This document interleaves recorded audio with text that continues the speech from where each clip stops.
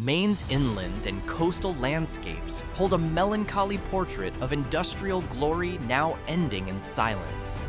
Behind the dense pine forests of the North Woods and the Atlantic winds, this New England state is filled with ruins of abandoned civilization. From settlement remains deliberately sunk beneath a lake, to a leather-tanning industrial town wiped out by disease, to modern mill towns dying after giant paper mills closed, extreme geographic isolation, and chronic deindustrialization have created a landscape thick with gloom. This is an in-depth look at 15 ghost towns and endangered districts across Maine.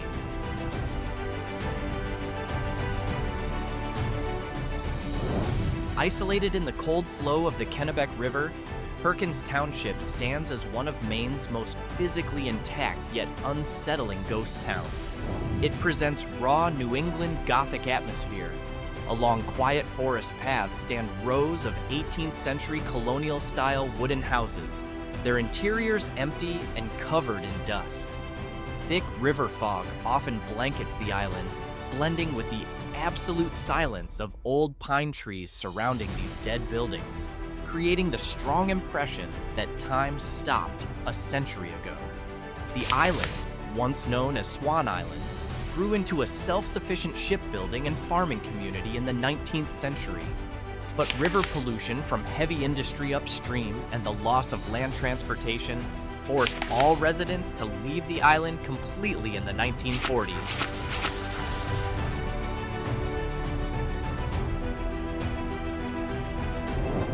Next, the journey turns inland to Franklin County to trace the remains of Freeman. This small farming town officially lost its administrative status, or was disincorporated, after its working-age population disappeared through mass migration to larger industrial cities. With no local economic base, Freeman slowly vanished from Maine's active settlement map.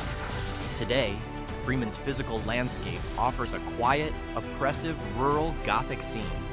Modern explorers are met only by empty dirt roads lined with collapsed stone foundations, blackened, rotting wood from former buildings, and old pioneer cemeteries with gravestones buried under thick green moss.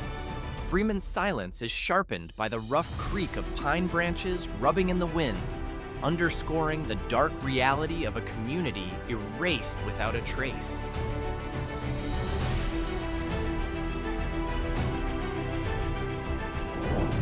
Only a few miles from Freeman, we enter Madrid, a former lumber mill town that met the same fate as a frozen dead town. Built on forested hills, Madrid once prospered through local sawmill operations. When nearby timber reserves were exhausted and the operating railroad line was removed, the town collapsed and was abandoned. A camera passing through former Madrid would capture a deeply melancholy picture of structural ruin. Early 20th century wooden houses stand stiffly, their roofs caved in under years of extreme winter snow.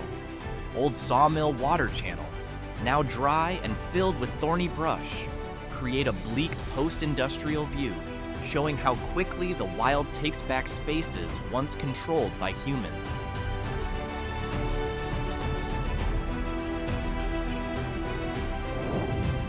Leaving the hills of Madrid, we head to Flagstaff Lake to uncover the tragedy of erased settlement in Flagstaff Village. Unlike ghost towns that died slowly through economic decline, Flagstaff Village was deliberately emptied by force and destroyed in 1950 by a dam company for a large hydroelectric project that flooded the entire valley. The visual atmosphere here gives off a unique, eerie, and mystical aura. When the dry season comes and the lake drops to its lowest level, visitors are met with the strange sight of hundreds of ancient tree stumps, rotting remains, and concrete house foundations rising through the surface of the water. Local footage reveals the outline of a dead town resting at the bottom of the lake, stirring the chilling image of a living community drowned completely beneath calm water.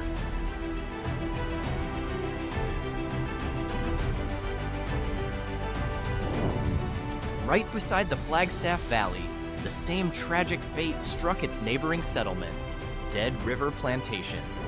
This farming and forestry community, which had lived for generations along the banks of the Dead River, was forced to give up all its ancestral land to the same dam project, which turned a settled community into the floor of a massive reservoir. The landscape around the Dead River Plantation site is dominated by the heavy and unsettling silence of open water. Along parts of the lakeshore that were not fully submerged, explorers can find the rusted remains of old iron farm equipment sunk into wet mud, along with sections of old asphalt road that runs straight into the lake bed. The area gives off the deep gloom of a dead region, standing as a monument to the destruction of human settlement in the name of outside energy modernization.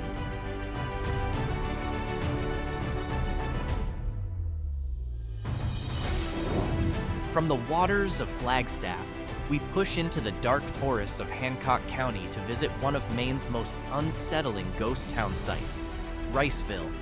Born in the late 19th century as an isolated tanning town in the Pine Woods, Riceville met a horrifying end in 1906 when a major fire destroyed its main factory, followed by the outbreak of a deadly epidemic that struck its population.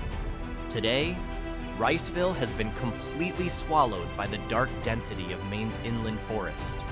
Walking here feels cold and oppressive.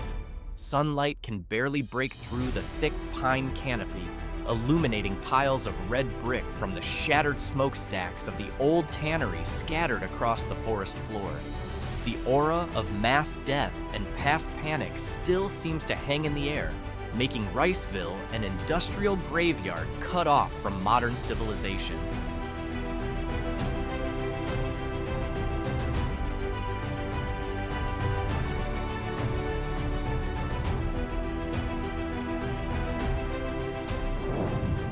Meanwhile, there is the lumber ghost town known as Davidson. It presents a powerful post-apocalyptic scene in many images. Behind chest-high wild brush rise the ruins of massive concrete foundations from the old sawmill engine room, the remains of ancient lumber rail cars rotting and leaning on rusted dead tracks, and storage buildings whose tin roofs have collapsed into black ruin.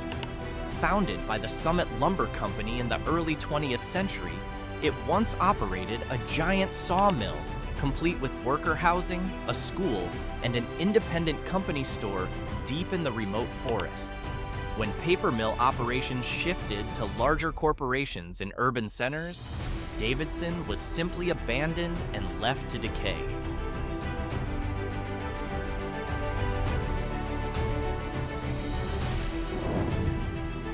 Next, from the timber ruins of Davidson, the journey turns toward the hills to examine the failed tourism investment of the Evergreen ski resort complex.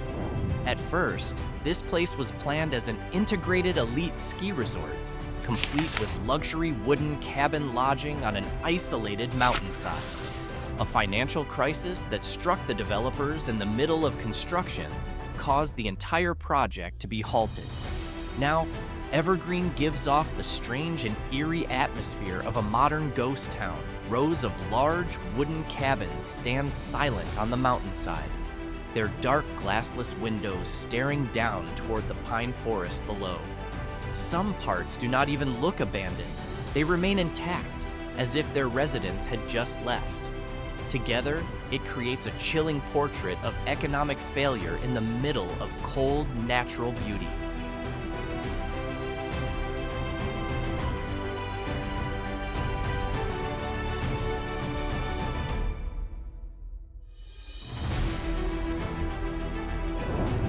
Leaving the mountain area, we head out to sea toward the Isles of Shoals, where the dead island of Appledore lies.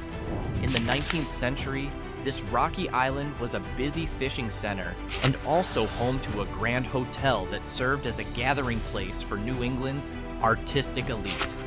A devastating fire ended the settlement's existence permanently. Appledore today presents a bleak maritime Gothic scene.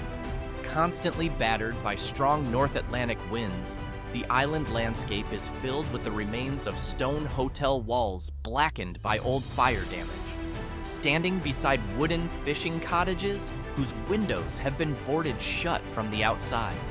The silence of Appledore feels deeply oppressive, where the sound of waves crashing against dark stone cliffs blends in dystopian fashion with the emptiness of living space now completely abandoned by humans.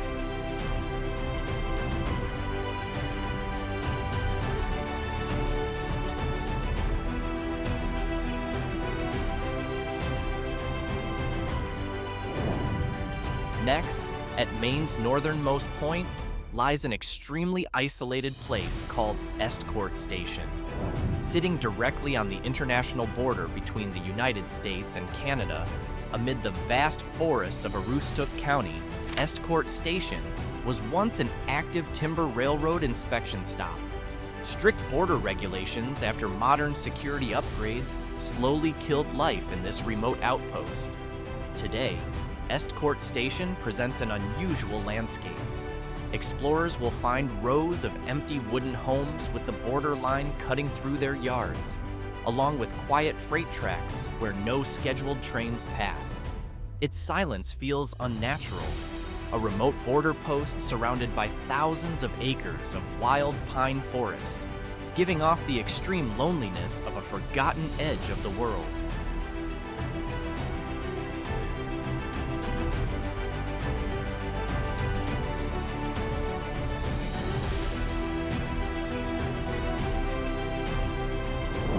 Besides places that truly hold ghost town status, several other towns are now at risk of disappearing. One of them is Millinocket in Penobscot County, a dramatic portrait of Maine's dying milltown phenomenon. Once nicknamed the Magic City for its instant economic growth as a world paper-making capital through the Great Northern Paper Company, Millinocket's fate became a social tragedy after the giant paper mill went bankrupt and closed permanently in the early 21st century. Today, it shows the image of an industrial town in severe decay. Passing through its main area, we are met by a massive mill complex covering dozens of acres, much of it now empty, with concrete smokestacks that no longer release steam. Yes, it looks like a giant monster turned to stone. Its downtown business district is filled with old storefronts whose windows are boarded up, while mass population decline has left hundreds of working-class homes neglected.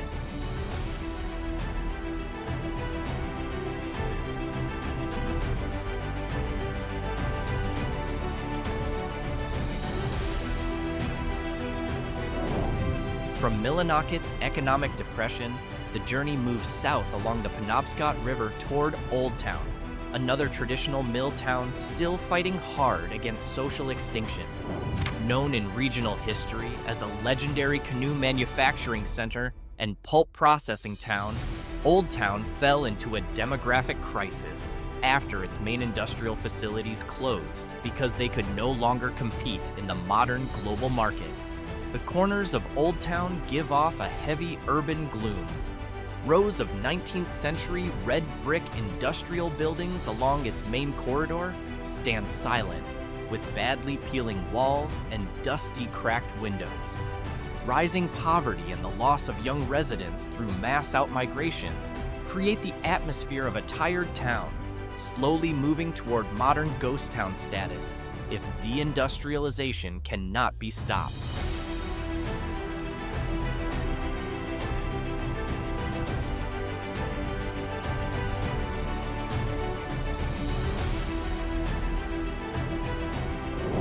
Moving toward the coast in Hancock County, we find Bucksport, a river port town whose economic lifeline was brutally cut. For decades, daily life here depended almost entirely on the Verso paper mill, which dominated the town's waterfront. Its permanent closure in late 2014 shattered the financial stability of hundreds of families overnight. The most unsettling sight in Bucksport centers on the massive former paper mill. Along the river, where steel structures and giant water towers are left to rust black under the damp sea air. Although local officials have tried to diversify the economy, quiet residential streets lined with for sale signs reveal the bitter reality of a coastal community running out of strength to survive.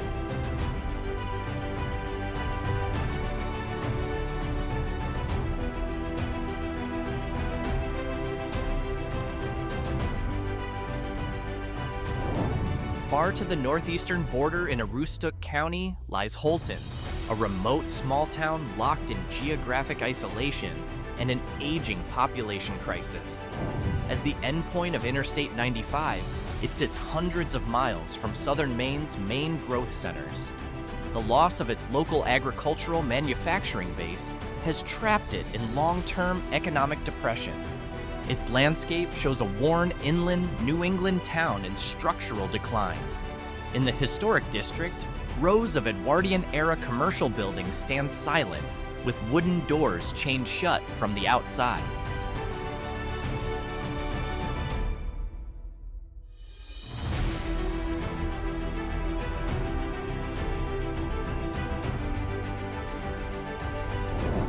We close this journey in Skowhegan, in Somerset County, a small town marked by the gloom of high rural poverty.